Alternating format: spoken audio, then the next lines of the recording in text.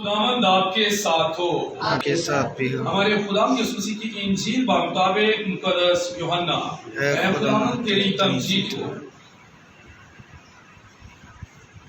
مقدس یوحنا کے مطابق لکھی گئی ہمارے خداوند یسوع مسیح کی انجیل، اس کا 15واں باب، اس کی 26ویں سے 16ویں باب کی 4 آیت مقدسہ۔ اس وقت یسوع نے اپنے شاگردوں سے کہا کہ جب وہ وکیل آئے گا جسے میں تمہارے لیے باپ کی طرف سے بھیجوں گا، یعنی روح الحق جو باپ سے منبثق ہے، تو وہ میری گواہی دے گا اور تم بھی گواہی دو گے، کیونکہ تم شروع سے میرے ساتھ ہو۔ میں نے یہ باتیں تم سے اس لیے کہی تاکہ تم ٹھوکر نہ کھاؤ، تم عبادت خانوں سے نکالے جاؤ گے، بلکہ وہ وقت آتا ہے کہ جو کوئی تمہیں قتل کرے گا وہ گمان کرے گا کہ میں خدا کی عبادت کرتا ہوں، اور وہ اس لیے کہ یہ کریں گے کہ انہوں نے نہ باپ کو جانا اور نہ مجھ کو، مگر میں نے یہ باتیں تم سے اس لیے کہی تاکہ جب وہ ان کا وقت آئے تو تمہیں یاد آ جائے کہ میں نے تم سے کہہ دیا تھا۔ انجیل جلیل کے وسیلہ سے ہم سب کی خطائیں معاف کی جائیں۔ اے مسیح تیری ستائش ہو۔ سبھی بیٹھ جائیں۔ مسیح خدا میں میرے عزیز بھائی بہنوں، ہم خدا کا شکر ادا کرتے ہیں کہ خدا ہمیں بارہا موقع عطا کرتا ہے کہ ہم خدا کی حضوری میں آ کر اپنے اندرون کو جانچیں کہ میرا اندر کیسا ہے۔ جس طرح شیشے کے سامنے سنگھار کے لیے انسان جاتا ہے، اپنے آپ کو سنوارنے کے لیے شیشے کے سامنے انسان جاتا ہے، اسی طرح جو لوگ خدا کے کلام کو سننے کے لیے اس کے سامنے آتے ہیں وہ اپنے اندر کو جان جاتے ہیں کہ ہمارا اندر کیسا ہے، کیونکہ پاک کلام ہمیں اس کے بارے میں سکھاتا اور بتاتا ہے کہ آیا کہ میں کون سی ڈگر پر کھڑا ہوں، آیا کہ میں کون سے راستے پر چل رہا ہوں۔ کلام میں لکھا ہوا ہے کہ کلام کسی کی طرفداری نہیں کرتا، خدا کسی کا طرفدار نہیں ہے۔ جو کچھ انسان ہوتا ہے اسے خدا اپنے کلام کے ذریعے سے، اپنے خادمین کے ذریعے سے اسے بتا دیتا ہے کہ وہ آیا کہ ہے کیسا۔ جبکہ آج عالمی سطح پر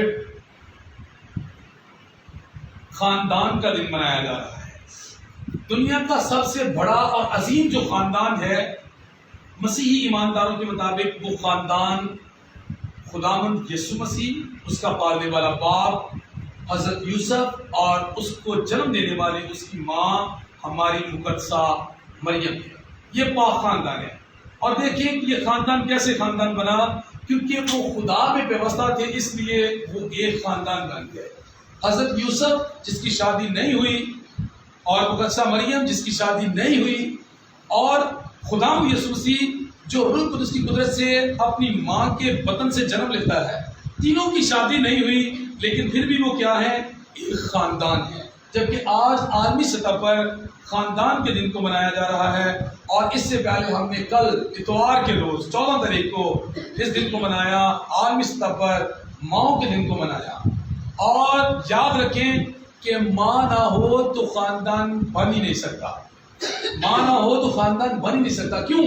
کیونکہ خداوند یسوع مسیح پاک روح کے ذریعے سے مقدسہ مریم کے بطن میں اترے اور بن باپ کے پیدا ہوئے، لیکن باپ نے پالنے کا کردار ادا کیا، ماں نے جنم دینے کا کردار ادا کیا، اور اس بچہ یسوع نے اس خاندان کا حصہ ہو کر کیا کیا؟ وہ کردار ادا کیا جو خدا کی طرف سے تھا کہ وہ کیا کرے گا؟ آسمانوں سے کیا کرے گا؟ اپنے امت کے لیے، اپنے لوگوں کے لیے زمین پر اتر آئے گا۔ تو وہ ہمارے مشابہ ہو گیا۔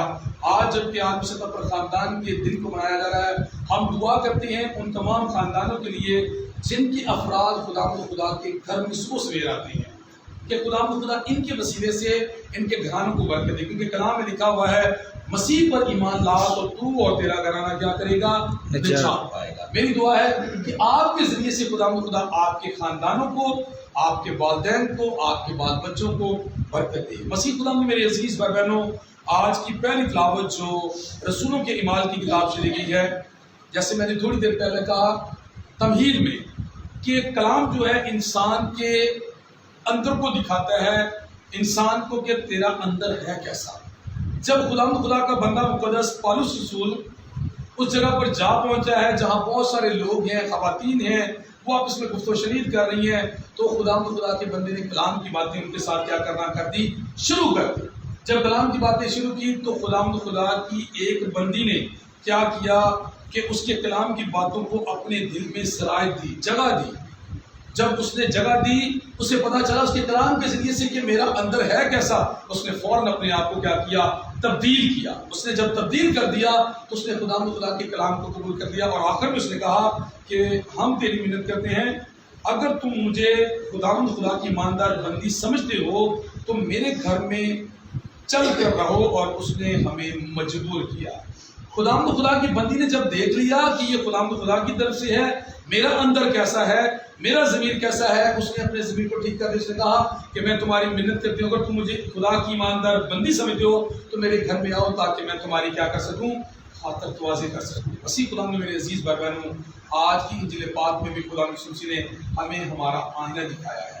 کس طرح مسیح خدا نے، میرے عزیز بھائی بہنوں، خدا یسوع نے کہا کہ میں جاتا ہوں تمہارے لیے مددگار بھیجتا ہوں، وہ باپ کی طرف سے ہوگا، یعنی روح الحق جو باپ سے منبثق ہے۔ یہ بات یاد رکھیں، باپ اور بیٹا اور روح پاک، یہ تینوں منبثق ہیں، آپس میں جڑے ہوئے ہیں، ان کا تعلق ایک ہے، ان کی طاقت ایک ہے، ان کا جوہر ایک ہے، اور ان کی قدرت ایک ہے۔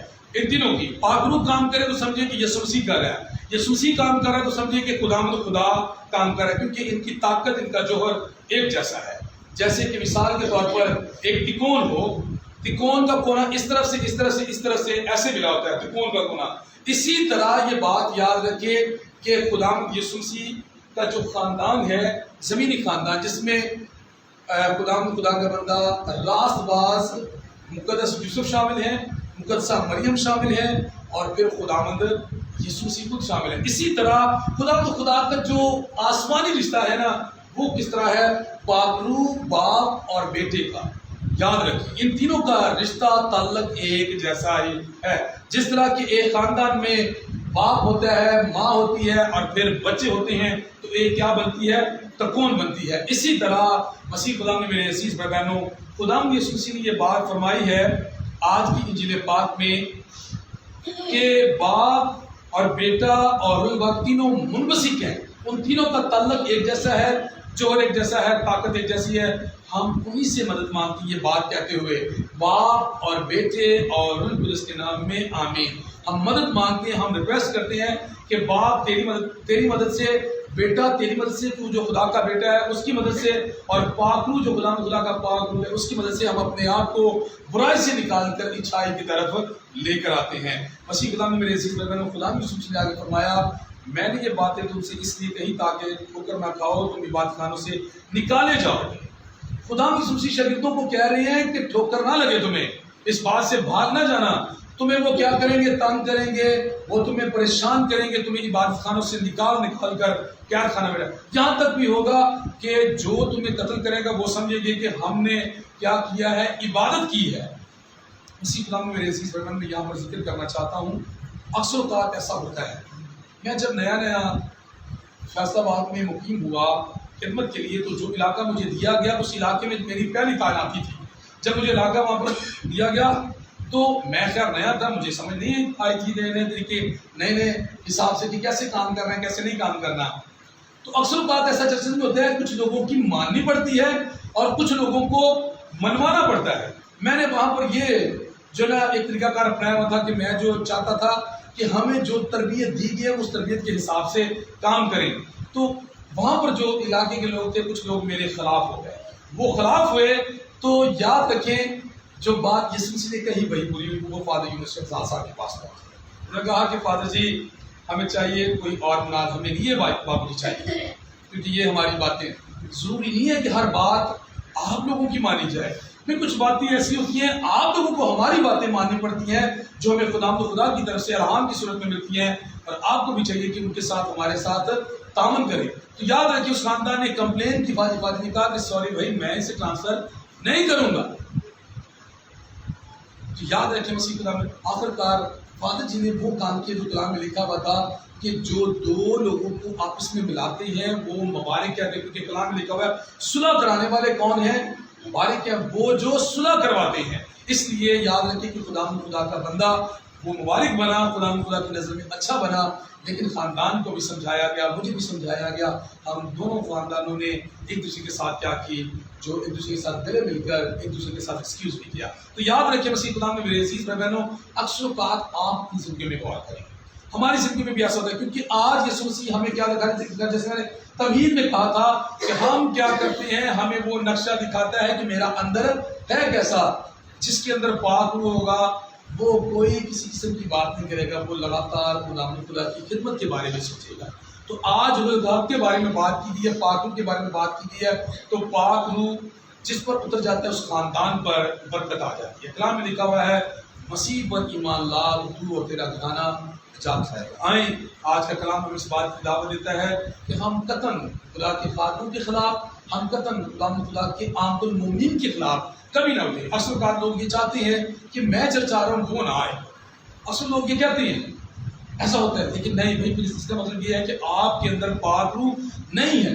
مثال کے طور پر جنہیں خدمت دی گئی ہے، یہ عورتوں کے کپڑے جو چینج کرتے ہیں یا جن کے پاس چابی ہے، اکثر لوگوں کی خواہش ہوتی ہے کہ چابی ان سے لے کر ہمیں دے دی جائے، اکثر چرچز میں ہوتا ہی ایسے ہے۔ تو بھائی پھر آپ کے اندر پاک روح نہیں ہے، آپ کے اندر پھر خدا کا روح کام نہیں کر رہا۔ اگر آپ کے اندر پاک روح کام کر رہا ہے تو جو خدمت آپ کو ملی ہے آپ اسے خوش اسلوبی کے ساتھ وہی نبھاتے رہیں، تو خدا کے نام کو جلا دیں گے۔ خدا مجھے اور آپ کو یہ توفیق دے، ہم اپنے اندر پر غور کریں، جو کلام ہمیں سکھاتا ہے، جو کلام ہمیں دکھاتا ہے، ہم اپنے اندر پر غور کریں، جس طرح اس خاتون نے جس نے مقدس پولس رسول کی کلام کی باتوں کو سنا اور اس نے اپنے اندر پر غور کر کے کہا کہ میرے گھر میں آؤ، میں تمہاری خدمت کرنا چاہتی ہوں، میں تمہارے ساتھ رہنا چاہتی ہوں، میں تمہارے کلام پر عمل کرنا چاہتی ہوں۔ کلام کسی اور کا نہیں تھا، کلام خدا یسوع مسیح کا تھا۔ خدا مجھے اور آپ کی توفیق دے کہ ہم بھی ایسا کر کے خدا کے نام کو جلا دیتے رہیں۔ مسیح ہمارے خدا کے